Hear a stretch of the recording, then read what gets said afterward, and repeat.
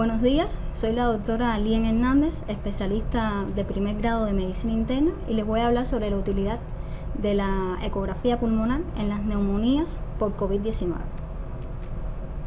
Hasta hace 20 años el ultrasonido pulmonar no se realizaba, y esto es debido a que el pulmón, al ser un órgano aireado, rompía con un principio básico de la ultrasonografía, y es que las ondas sonoras atraviesan o se desplazan mejor cuando están alrededor de un componente líquido. Fue el profesor Daniel Lichtenstein quien comenzó a defender el uso del ultrasonido pulmonar.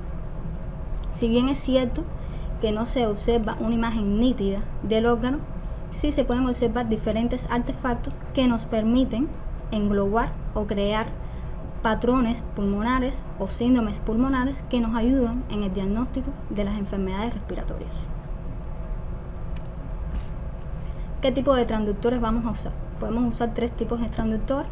Tenemos el recto, que es de alta frecuencia, el curvo, que es de una frecuencia baja, y el micro, que es una frecuencia intermedia. En el caso del recto, nos permite abordar más bien pacientes delgados y explora mejor los planos superficiales del tórax y la pleura del pulmón. En el caso del curvo, nos permite abordar mejor las lesiones del parénquima pulmonar más profundo.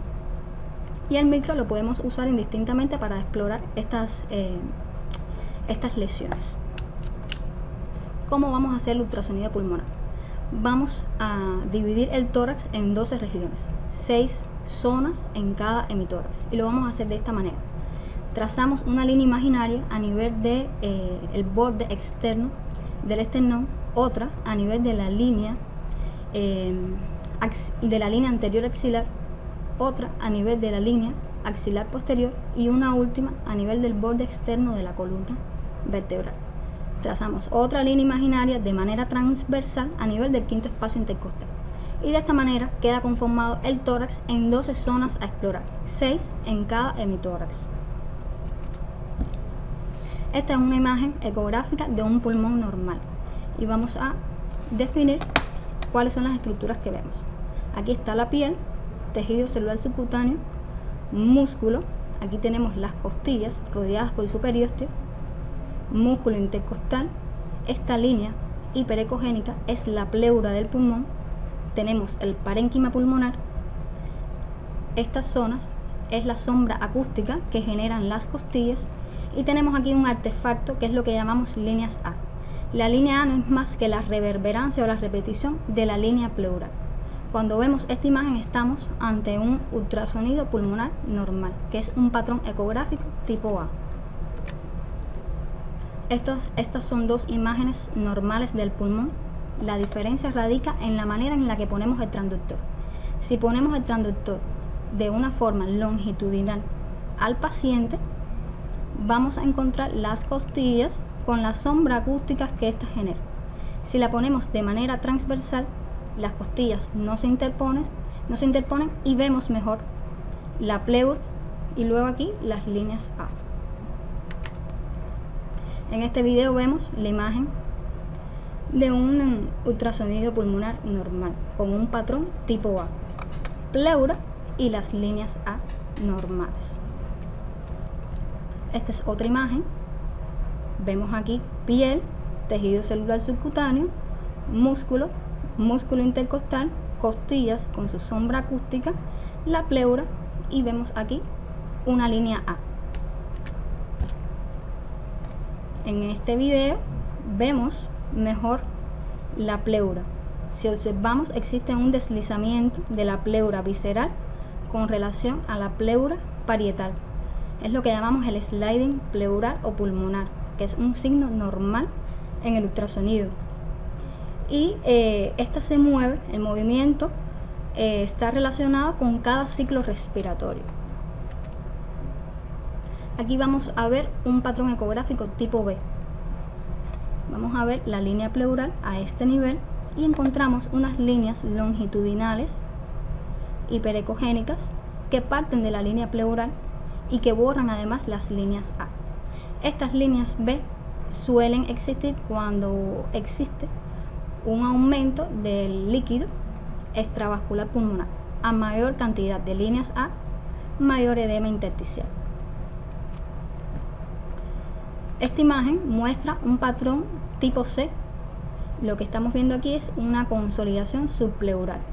Son imágenes hipoecogénicas con otras hiperecogénicas que muestran broncograma aéreo y se observa aquí una ruptura, una disrupción de la línea pleural. Este es el patrón tipo C. ¿Qué vamos a encontrar en el ultrasonido de un paciente con COVID? Existen 4 posibilidades. Un patrón A, que es el normal, un patrón B1, donde se observan líneas B, pero con una separación de al menos 7 milímetros entre ellas. Un patrón B2, donde existe la confluencia de estas líneas B, que son las llamadas líneas B3. La distancia entre una y otra es de al menos 3 milímetros. Y un patrón C, donde vemos la condensación subpleural con ruptura de la línea pleural. Y una imagen aquí de pulmón blanco por la coalescencia de estas líneas B pulmonares, también llamadas artefactos en cola de cometa. ¿Qué vamos a observar en el síndrome de dificultad respiratoria? Bueno, vamos a ver unas imágenes de consolidación subpleural con irregularidad de la pleura, con ruptura además de la pleura. Podemos ver broncograma aéreo y la apariencia de un pulmón blanco. Estas lesiones que he comentado son más intensas o importantes en los planos posteriores y se pueden observar también en los planos anteriores, pero la disposición suele ser parcheada. El neumotor es una complicación de la terapéutica en los pacientes con COVID, sobre todo en aquellos que son sometidos a terapias de alto flujo, ventilación no invasiva y ventilación invasiva. Y una manera fácil de hacer el diagnóstico es con el ultrasonido al pie de la cama del paciente. Lo vamos a realizar con un modo M del ecógrafo y vamos a observar, este es el patrón normal, que es el signo del mar y la arena. Esta zona, que en apariencia es el mar, corresponde a la pared torácica. Aquí está la línea pleural y la zona arenosa corresponde con el pulmón areado. Cuando esto deja de existir, se observa un código de barra y solamente con esta imagen ya podemos hacer un diagnóstico de un neumotórax. Además, hay que tener en cuenta que la ausencia del sliding pulmonar también infiere la existencia de esta enfermedad. Bien, el derrame pleural es poco frecuente en las neumonías por COVID. Cuando existe, debemos pensar que puede estar la presencia de una neumonía asociada al COVID, una neumonía bacteriana asociada a la infección viral. Y lo vamos a observar como una imagen anecoica rodeado por el diafragma, el parénquima pulmonar y el hígado. Existe además un score de ultrasonido que nos permite cuantificar de una manera objetiva la pérdida de la aireación del pulmón. Y esto lo vamos a hacer precisamente a través de los patrones ecográficos. Se le va a dar una puntuación a cada patrón ecográfico. 0 puntos a un patrón tipo A, 1 punto al patrón tipo B1, 2 puntos al patrón tipo B2 y 3 puntos al patrón de consolidación o C.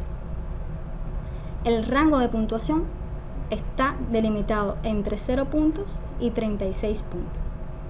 ¿Cuál es la importancia de esto? Bueno, darle seguimiento al paciente, saber si existe un empeoramiento clínico con el empeoramiento de la aireación pulmonar y ver qué tan buen resultado tiene el tratamiento que le hemos implementado.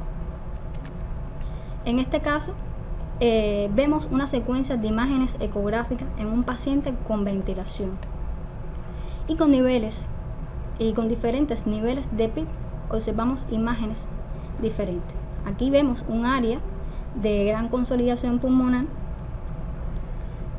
Aquí consolidación pulmonar con una PIB en 7. Empezamos a ver líneas B que no se evidenciaban en esta imagen y progresivamente empiezan a aparecer las líneas A del pulmón. De ahí la importancia en el seguimiento del paciente con este tipo de tratamiento invasivo o no invasivo. ¿Qué otras aplicaciones tiene? Bueno, que podemos evaluar de manera inmediata otras maniobras, por ejemplo el decúbito prono. Si existe una disminución en 7 puntos en el score una vez que hayamos implementado el decúbito prono, habla de lo favorable de esta medida en el paciente. Y bueno, muchas gracias por la atención. El objetivo de la conferencia es motivarlos, dar a conocer lo fácil que es el estudio. Es muy sencillo, se realiza en poco tiempo, entre 5 y 10 minutos según la experiencia del operador. No necesitamos un operador especializado, lo podemos hacer nosotros al pie de la cama del paciente. Está considerado como un estándar de calidad en la atención del paciente. Ha sido importante en la pandemia porque evitó el traslado de pacientes a áreas comunes con otro tipo de enfermos sin infecciones por COVID. La existencia de equipos cada vez más portátiles nos hacen fácil el trabajo y la curva de aprendizaje es muy corta. Así que creo que sí, que se va a convertir en el fundoscopio del siglo XXI y va a formar parte o va a ser una extensión más del examen físico del paciente. Muchas gracias.